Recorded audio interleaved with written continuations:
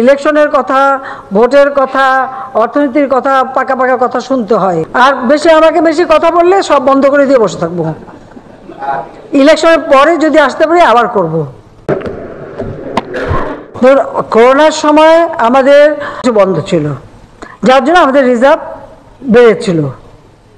এরপর যখন অর্থনীতি খুলে গেল, আমাদের সমস্ত জিনিস যখন আমদানি করতে শুরু হলো, স্বাভাবিকভাবে আমাদের রিজার্ভ রক্ষা করতে হবে।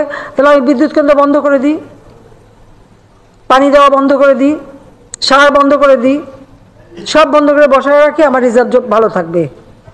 আমার রিজার্ভটা বেশি রাখা আবার বেশি প্রয়োজন না আমার দেশের মানুষের কমফোর্ট, মানুষের ভালো মন্দ, মানুষের জন্য কাজ করছে। ঠিক আছে, যদি এত বেশি কথা হয় তো পূর্ণ মুশিকও পাবো।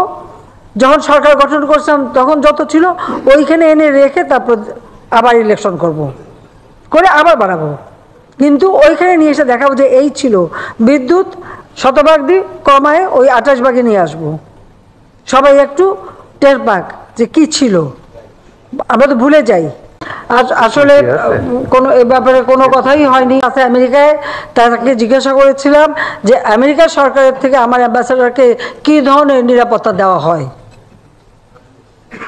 ব্যক্তিগতভাবে কোনো নিরাপত্তাই দেওয়া হয় না। তিনি বললেন যে শুধু আমাদের অ্যাম্বাসিতে তারা কিছু নিরাপত্তা দেয়, প্রত্যেক অ্যাম্বাসিতে একটা নিরাপত্তার একটু ব্যবস্থা আছে। তো সেখানে আমাদের পররাষ্ট্রমন্ত্রী বললেন যে আমরা তো আমেরিকা অ্যাম্বাসিতে নিরাপত্তার জন্য 158 জন পুলিশ সেখানে ডিপ্লয় করা আছে, আর এখানে যে অ্যাম্বাসেডর আছে তার জন্য গানম্যান দেওয়া আছে সিভিল ড্রেসে।